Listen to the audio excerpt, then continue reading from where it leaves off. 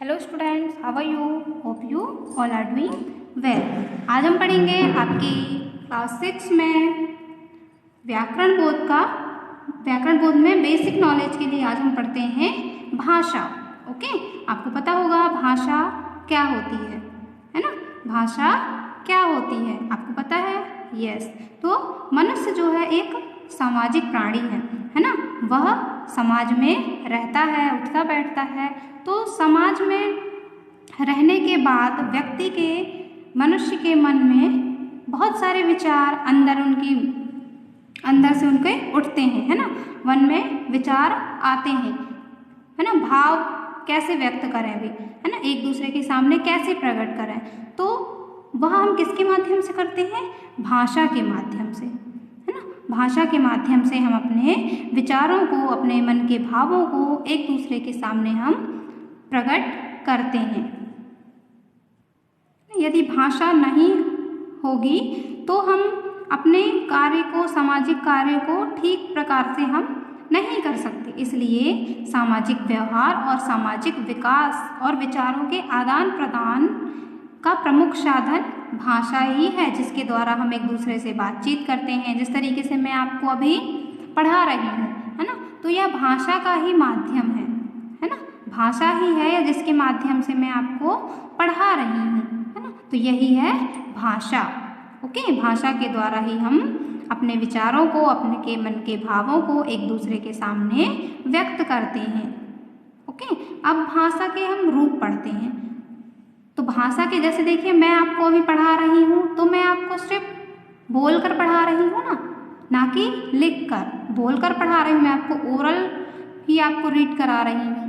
तो ये क्या है? ये भाषा के रूप हैं, है ना? ओरल, मौखिक तौर पर मैं पढ़ा रही हूँ आपको, तो यह है भाषा के रूप, है ना? तो प्रयोग के आधार पर जब हम करते हैं, प्रयोग के आधार पर जब हम मानते हैं, तो भाषा के दो रूप बताए गए हैं, है ना? भाषा के दो रूप होते हैं, एक होता है मौखिक भाषा और एक है लिखित भाषा।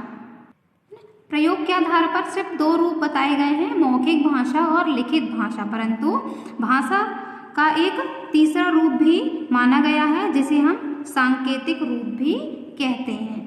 ओके, तो मौखिक भाषा सिर्फ बोलकर व्यक्त करते हैं, है ना? भाषा का ऐसा रूप जिसके द्वारा हम मन के भाव को सिर्फ बोलकर और सुनकर हम समझ सकते हैं, है ना? बोलकर प्रकट कर सकते हैं और सुनकर समझे जाते हैं, तो वह है मौखिक भाषा कहलाती है।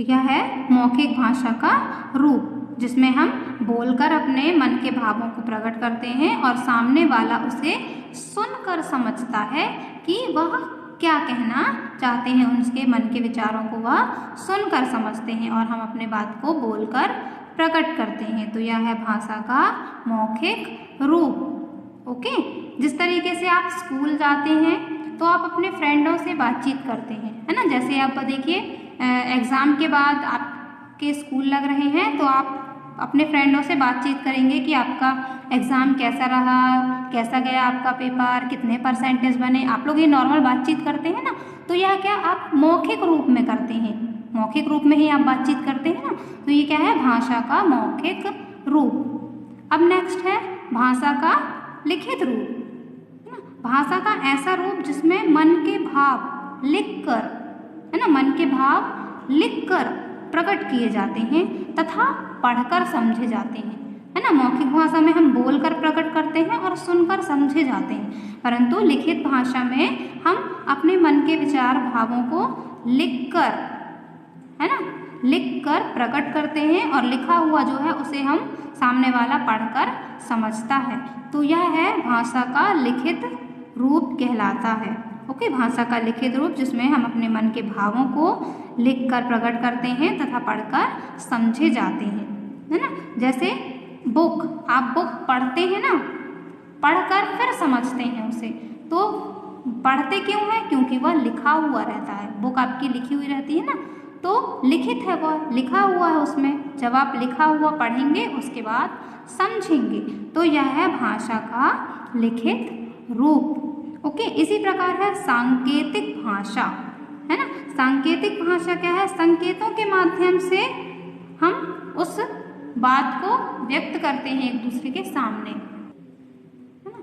जैसे बहुत से संकेत चलन में रहते हैं, जैसे यातायात के नियम, है ना, आपने देखा होगा चौराहे पर सिग्नल लगे होते हैं ना, यातायात के नियमों में जो सिग्नल लगे रहते हैं, रेड सिग्नल, येलो और ग्रीन सिग्नल, तो यह क्या है, संकेत है ना। जब रेड उसमें लाल बत्ती जलती है तो गाड़ियां क्या होती हैं, रुक जाती हैं, तो वह एक संकेत है ना कि उसमें कोई बोल रहा है ना। तो यह संकेत है, संकेतों के माध्यम से समझा जाता है कि अभी स्टॉप करना है, रेड मीन्स स्टॉप, है ना।